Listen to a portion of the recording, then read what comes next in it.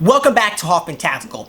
Before I get back to doing my regularly scheduled content, I want to address the elephant in the room, so to speak, and that of course is the cease and desist letter I received from Ribri Triggers and the situation surrounding that. I'm going to do my best to kind of close that chapter up in today's video as best I can at this time and give you guys the details that I know about the case and kind of why certain things happened and where we are right now and where we're going to be moving forward with this situation. Before we jump in, I want to mention that over the last 3 weeks I have not been idle. I have been busy working on stuff. Business matters. It is tax season, so I've been working on that. Inventory management, trying to keep things a bit neater, keeping product moving out the door quickly, and trying to keep stuff in stock, which is not always easy. So I've been working on that. I've also been working on the new double rib blower, which is at this point basically finished. I just have to do the basic version and work a few little bugs out. That's really about it, and just do a little testing with it. So it should be out hopefully in the next week, which should be exciting. We'll have to do some shooting with that and see how it holds up compared to the single rib version, which holds up pretty good. So the double rib should be really good. I've also been working on new support material, which will be integrated into the new double rib blower when it is released. The support material is a lot easier to remove than previous support material. It should just pop right off basically with no tools, so really easily. And I'm working on that. Any new versions we do in the future will use that support material, so that's exciting. And then another thing I've been working on is a new buffer reinforcement band. So right now we use a hose clamp, which actually works really, really well. But I am looking into other slimmer options, which might come down the road. Don't know anything yet. We'll see. It's going to be a long ways out, but something to stay tuned for the time being. So that's some stuff we've been working on, as well as, of course, the force reset technology. After I took the files down, I have actually been working on other options for force reset triggers, or positive displacement triggers, whatever you want to call them. And I actually have some interesting solutions, which I think are pretty unique. So I might be sharing those here pretty soon. We'll see how that goes. But I have not been idle, so we do have stuff we've been working on, which I'll hopefully be sharing with you guys here in the near future. Let's jump into the Ribri situation now. So to summarize events, I designed a force reset trigger late January. Had an idea for basically a little drop-in kit. You drop into a standard mil-spec fire control group, and it basically takes that fire control group and makes it force reset. This was something I designed that fitted into my super lower designs and version 2.8 and newer. I made a design, released some files on it, did a video discussing how it worked, and that was that.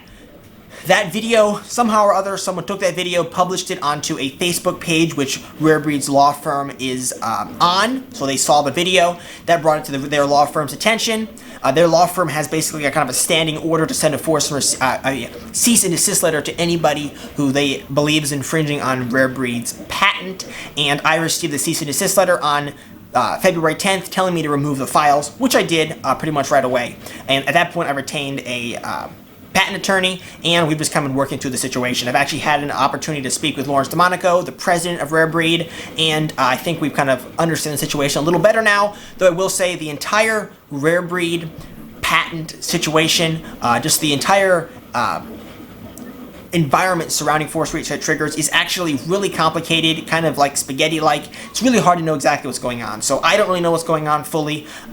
I've talked to several people who are currently involved or have been involved in force reset triggers, so I'm trying to get an understanding what's going on, but it's pretty complicated. So I think in today's video, I'm just going to stick to the basics of the cease and desist letter I received and not get too much into the hairy details surrounding force reset technology. So before we jump into this, I just want to state that everything in this video is just my opinion. I'm not trying to put words in anyone's mouth. I have talked to several people related to this. I have talked to my attorney. I have read stuff online. So I'm just kind of piecing everything together and I kind of form my own opinion, which I'm trying to explain to you today. So keep that in mind as you look through the rest of this video. So the very first question is, why did Ribri Triggers send me a cease and desist letter in the first place? So in my opinion, probably most of your opinions, and I believe Ribri believes this as well, my device was not taking business away from Ribri Triggers. It's a simple little plastic part, probably wears out pretty quickly, and it's not competing with a high quality $400 metal part.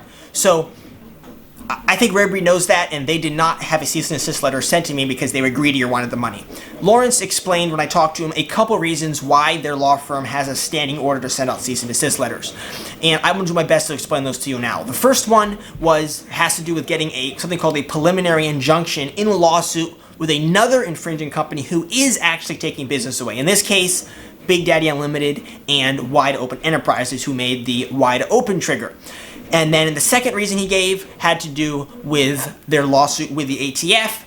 Now, before I start explaining these, I'll say I don't know how valid either of these reasons are. I actually have talked to a patent attorney about this, and in his opinion, both of these reasons are kind of bogus and not valid in the current circumstances. Maybe that's the case, maybe it isn't. I don't think it's actually that important. I'm just going to do my best to explain Lawrence's position on this and why he has a standing order for the cease and desist. So take it all with a grain of salt, but here it is. A preliminary injunction is where a judge, near the beginning of a lawsuit, basically says that, yes, the evidence is overwhelming that the infringer, like Big Daddy Unlimited and Wide Open Enterprises, is actually infringing. They are actually causing you irrevocable harm, so he is going to file a preliminary injunction to basically shut down the infringer right away while the lawsuit finishes. If at some point in the lawsuit evidence comes up that, no, they're not infringing, then the preliminary injunction would be lifted.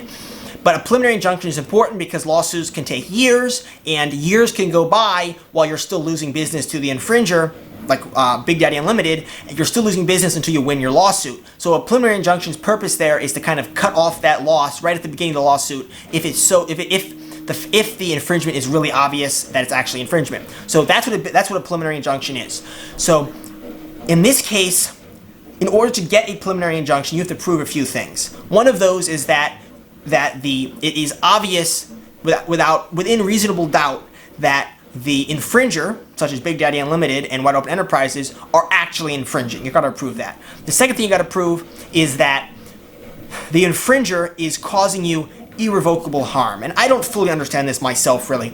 But basically, if the infringer can prove that the patent holder, or Ribri Triggers, has not gone after other infringers who are also infringing, then it shows that Ribri Triggers doesn't really care about competition. They're just picking on Big Daddy Unlimited, and they aren't actually receiving irrevocable harm.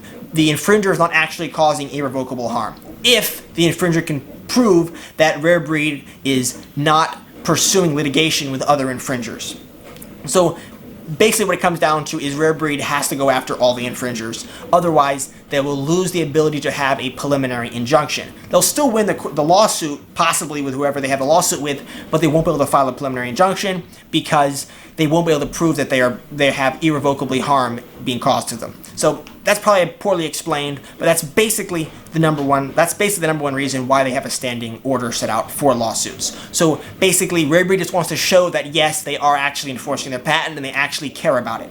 That's what they're trying to show by sending out cease and desist letters. Now let's move on to the second reason why they sent out a cease and desist letter. Okay, reason number 2 I think is a little more questionable, and that is that Ribri is concerned that some other manufacturer will begin making a cease and desist letter, will start making a force reset trigger, and the ATF will then raid them, arrest them, whatever. There will be a court case, and because they have not prepared a legal defense team and they have not prepared evidence, and they don't have the resources to defeat the ATF, even though the force reset trigger is obviously not a machine gun, the ATF might actually win the case and prove that yes, it is a machine gun invalidly because the defendant was not able to defend themselves, and that will set court precedent which can then be used against the Ribri Triggers to prove that Ribri Triggers is actually making machine guns, if that makes any sense. So basically, they don't want some other weak company who's not prepared to fight the ATF to get squashed by the ATF, and then the ATF can use that as evidence that yes, these are machine guns against Ribri Triggers. Is that actually valid? That's kind of questionable, because in court cases like this, each court case you have to look at all the facts, and if Ribri can prove that their device is actually a semi-automatic trigger, which it is, even if someone else lost because they were poorly prepared, I think Ribri would still have basically just as good a chance as winning. So I don't know how valid that is, but that is the second reason he gave. So those are the 2 reasons of why they have a standing order to send out a cease and desist letter. That is basically the 2 arguments that Ribri has why they sent the cease and desist letter out. So basically, I don't know if those 2 points are valid, but I do believe that they are relevant, because I don't think Ribri sent the cease and desist letter out to me because they were being malicious or because they thought I was taking business away. I think it was set out pretty much mostly automatically, and then afterwards, Rare Breed had to deal with all the backlash. So I think that if Rare Breed realized what was going to happen, they probably wouldn't have had the cease and desist letter sent in the first place, but it kind of happened almost unbeknownst to them because they have a standing order for the reasons I just gave to you for a cease and desist letter to be sent out. So I don't think that Rare Breed is the big evil company a lot of people are kind of portraying them to be. This situation has looked bad for them. I think that it was kind of an unfortunate event for Rare Breed that was kind of almost an accident, I'll put it that way. So, yes, they are responsible for the cease and desist letter. They did have the law firm send it out, but it wasn't for like really malicious reasons because they're bad people. They actually had a couple of reasons that they believe, and that is why they sent the cease and desist letter out. So that kind of summarizes that. Now let's move on. So I want to briefly talk about why I removed the files. So I received the cease and desist letter and I removed the files. In my opinion, the files, my activities weren't really infringement. Basically what the cease and desist letter claimed is that I was doing something called induced infringement, which is where you induce somebody else to infringe. But if you look at court precedent and all that stuff of previous cases, my activities aren't really induced infringement. So I think that if I had tons of money, I could have kept the files up, I could have sued Rare Breed over this, and I probably could have won, kept the files up at some level. However, that would have cost me a lot of money, that would have cost Rare Breed a lot of money, and it really wouldn't have gained anybody anything. So I think I took the files down. If someone wants the files, they're really easy to find anywhere out on the web, on the internet right now. With a little bit of poking around, you can still find all the original files. You can find people have modified them. So easy to find the files. The community still has the designs, and there isn't any big lawsuit. So I'm trying to avoid a big lawsuit here. I don't believe my activity was actually infringement. I think that it gets a lot more complicated once you get into the induced infringement, but I won't really go into that. I think it's kind of a moot point because what's important here is that if you want to use the files, you still can, and Rare Breed was able to do what they wanted to do, which was prove that they were actually enforcing their patent, which they've done. They proved that by sending me the letter, and I removed the files. So they win, basically. I don't get sued. I don't have to waste more money than I already have on this. So it kind of works out to almost a win-win-win type situation. So that is why I haven't pursued litigation with Rare Breed and like try to blow this whole thing up, because I think it'll be a waste of everybody's time. And right now at this time, we need to be focusing on more important things like what the ATF is doing. So that kind of summarizes that right there. So I think we actually need to continue to support Rare Breed triggers. So this has looked really bad for them. There's a lot of negative press about Rare Breed, which could have been helpful. And we'll talk about that a little bit later, to me not getting sued. But I think that at this current time, I don't think Rare Breed is quite as bad, this big evil big brother company that they might be portrayed as by some people, or some people might believe. So I think that we should continue to support them because the owner of Rare Breed Triggers, Kevin Maxwell, is a capable attorney, and he is involved in the lawsuit against the ATF over these force reset triggers, and they'll probably win unless something really bad happens. So I think it is really important that we continue to support Rare Breed so they can continue to fight the ATF. I don't think they're a complete money-grubbing company. I spoke to Lawrence, the president. That was not my impression. So I think we need to continue to support Rare Breed Triggers, kind of put this whole situation behind us, and then move forward with kind of a more unified objective of defeating the ATF and not all of this infighting and stuff. So yes, Rare Breed has kind of promoted, they have sued people, and it has looked bad.